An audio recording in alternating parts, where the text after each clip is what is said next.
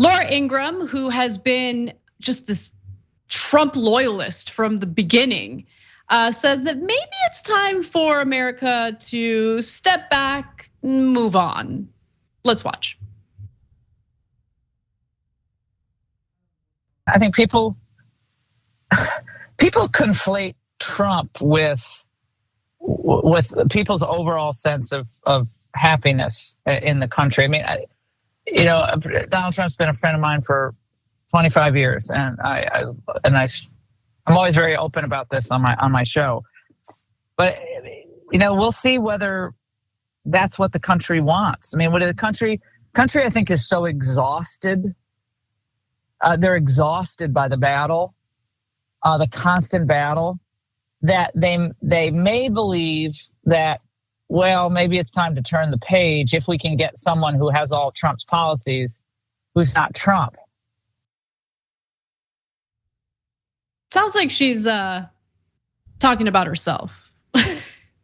That's the sense that I got. She's talking about other Republican voters being exhausted from the endless drama, the endless investigations, which are justified because Trump refuses to follow laws the way everyone else is expected to follow laws. But you also have to remember that Laura Ingraham was urging Trump to stop the madness on January 6th and do what you can to save your legacy. This is going to destroy your legacy.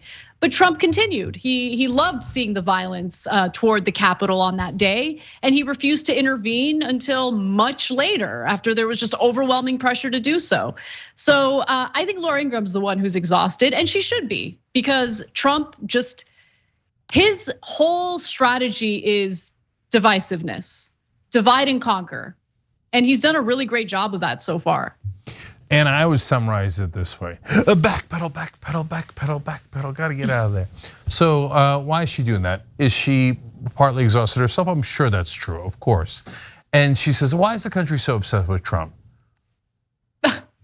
Your side is completely obsessed with Trump. Whatever Trump does, they're like, that's it, it's gold. Oh, he stole nuclear secrets. The great thing to do now is steal nuclear secrets.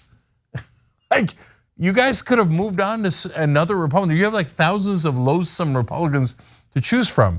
You have awful, hateful, right-wing radicals everywhere. Just pick another one, right? But you guys won't move on. You won't move on. Why is there? Oh, there's another scandal. Why? It's not because the Democrats decided to unfairly target him again, right? It's because the knucklehead took home nuclear secrets. He created another scandal by doing another incredibly dumb and criminal thing. He didn't have to take home nuclear secrets. Like there was already 1,000 things. There was already January 6th. There was already, it's not like the Democrats need to invent a reason, right? He started that. Okay, so but that's not the underlying reason. I mean,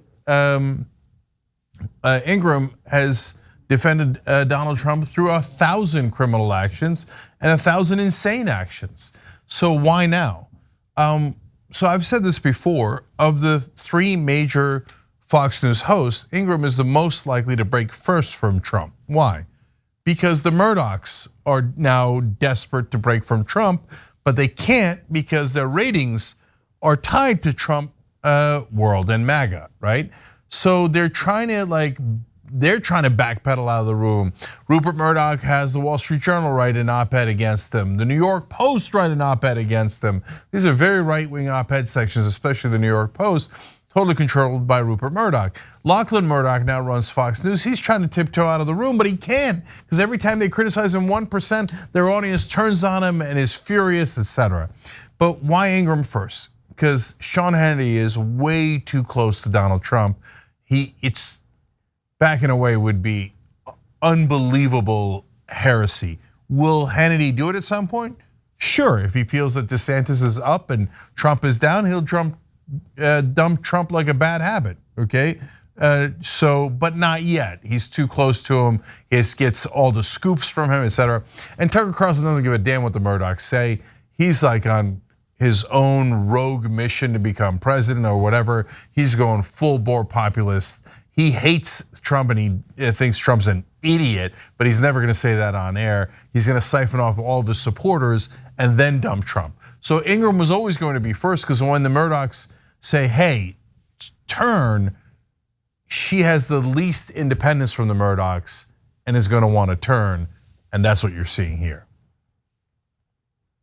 I love that deep analysis. Yeah, I mean, I think that probably explains it. I don't really have anything else to add. You want to move on? Thanks for watching the Young Turks. Really appreciate it. Another way to show support is through YouTube memberships. You'll get to interact with us more. There's live chat emojis, badges. You've got emojis of me, Anna, John, JR. So those are super fun. But you also get playback of our exclusive member-only shows and specials right after they air. So all of that, all you gotta do is click that join button right underneath the video. Thank you.